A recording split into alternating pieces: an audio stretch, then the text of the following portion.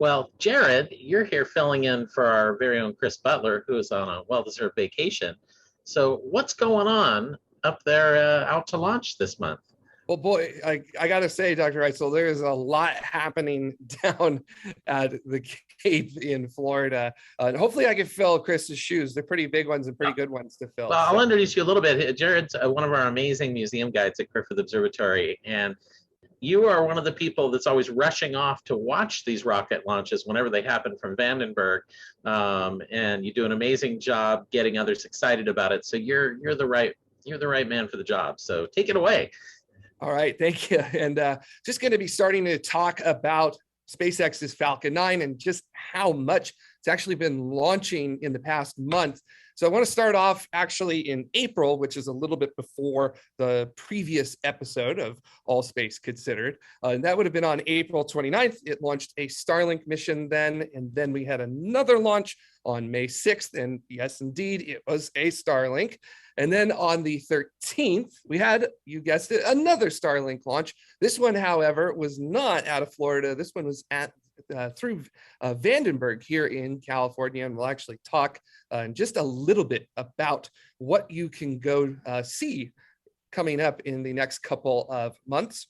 And then the next day, it was actually less than 22 hours later, that quick turnaround to launch a Starlink out of the Cape. And then another 4 days later, SpaceX launched another Starlink out of the Cape. So basically really building out their satellite internet constellation as fast as they possibly can. And then just a couple more days later, they launched Transporter 5, which was a mission to deploy a multitude of small satellites benefiting a lot of research groups and colleges and others.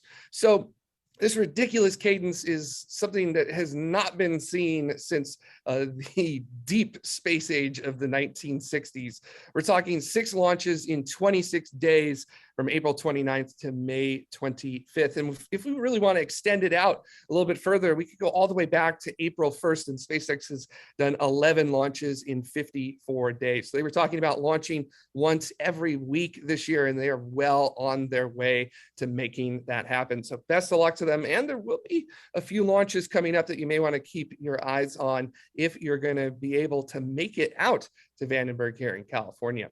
But I do want to talk about another spacecraft, a hopefully to be crewed spacecraft, and that would be Boeing's STARLINER. Now, if you know anything about it as a part of the Commercial Crew Program, you know that it was going on a test flight back in December of 2019, and it had some issues with its mission elapsed time clock that caused STARLINER to think it was in the wrong position. It fired its thrusters and burned through all of the fuel it would have used to dock with the International Space Station. They kept it on orbit. They were still able to do a lot of tests and did quite a few with flying colors.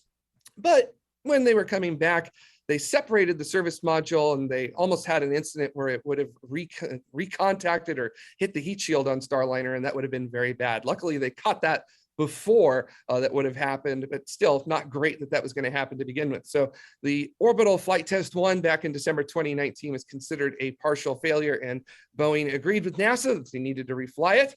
So they were getting ready to do that last year in August, but they had a valve issue during the countdown, and they just couldn't figure it out. So they had to pull that STARLINER off and go with another one. But luckily, finally, on May 19th, STARLINER took off and went on its way to the International Space Station. Just 2 days later, on the 21st, it docked with the International Space Station, delivering just a couple hundred kilograms of payload and going to be taking home a couple hundred kilograms of payload as well. So this is pretty exciting because now we have 2 crewed vehicles here in the United States. We have SpaceX's Crew Dragon, and then pending certification, which should be coming relatively soon, Boeing's STARLINER will also be able to carry crews. And in fact, if everything is given the A-OK by NASA, the next flight that STARLINER does, hopefully before the end of the year, will carry that first crew on a crewed test flight to the International Space Station. Just a little bit of history here too. This is the first time a country has ever had 2 operational vehicles that could carry a crew at the same time.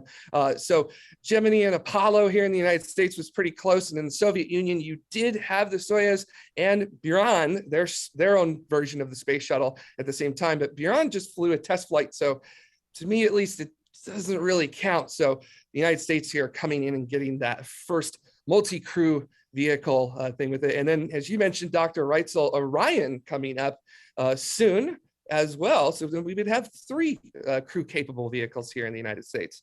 Well, after undocking on May 25th, Starliner returned to White Sands, New Mexico. And a Starliner is very interesting because it is a capsule, but it doesn't splash down in the ocean. It lands on land. So that means that they actually have airbags on the bottom of it. They deploy it and they cushion the landing down. So very, very cool that they have that capability to do that. And looking around the world for some launches that are coming up in just about a day. So on Sunday, not too far from now, China will be launching their next crew to their Tiangong space station, Shenzhou 14. So they'll be having 3 astronauts there. Also, a little bit later in their mission, they're actually going to have 2 new modules attached to the Tiangong space station, WENTIAN and MENGTIAN modules. They're going to increase the amount of area that the astronauts will be able to be in, and also increase the amount of area where they can put research panels and other scientific instrumentation for them to do that. Look for those launches sometime in July and October. We've also got NASA's CAPSTONE spacecraft coming up. This is going to be launched on a Rocket Lab Electron, so a very small rocket, one of the smaller launchers here that you can purchase. It's going into an orbit around the moon that the Lunar Gateway, NASA's space station they're going to build around the moon, will be going into to test that out. So very exciting. We have a deep space mission that's being launched by a very small rocket with a very small spacecraft. So super exciting stuff with that. We like to talk about PSYCHE because it's going to the metal asteroid PSYCHE. It's been delayed. It was originally going to go in August of 2022. They found some issues that they want to handle. So they're going to go back about a month to September of 2022.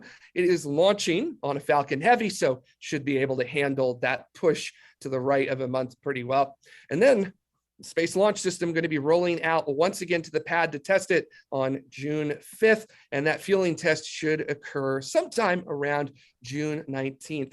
They'll actually start a couple days ahead of time on June 17th, but the fuel will be loaded on the 19th. And that's sort of the make or break of this test, is during the early one back in March, they had some issues with leaky valves and other systems. And to kind of look at the Vandenberg Space Force space schedule for all of our locals here in the Southern California, or really generally California area, we do have 4 launches coming up between now and August. All of their times are to be announced, but there are some days. We've got 2 Falcon 9s, one going on June 18th and another on July 5th. So those will be pretty interesting to go see, especially the one on June 18th, launching a satellite for the German military. That one, it's light enough that the first stage will actually return to landing zone 4. That means you will be able to see the first stage come back. So if there was one to go to, I'd recommend that one. Also, Firefly Aerospace will be trying again with their Alpha rocket, their mission to the black on July 17th. They tried back in September, had some problems, and had to activate the flight termination system and blow up their rocket. So hopefully they get to orbit on that one. And then a doozy that you're going to want to go see on August 1st, the National Reconnaissance Office will be launching NROL 91 on a Delta IV Heavy, and that will be the last Delta IV Heavy, the largest rocket that flies out of Vandenberg. So you're going to want to go catch that for sure. That one, don't miss it. It is an absolutely amazing rocket to be able to see in person. Yeah. And that is out to launch for you. Well, thank you, Jared. The Delta IV Heavy, that's the one that lights itself on fire when it takes off.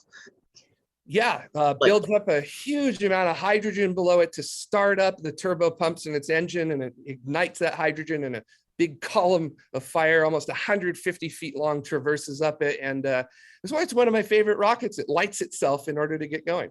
Yeah, it's an amazing vehicle, and didn't know that was going to be the last launch. I may have to, you'll have to remind me about these as I get busier and busier with things, but I might have to make a couple of trips up there. So thank you so much. Wonderful job with Out to Launch this month.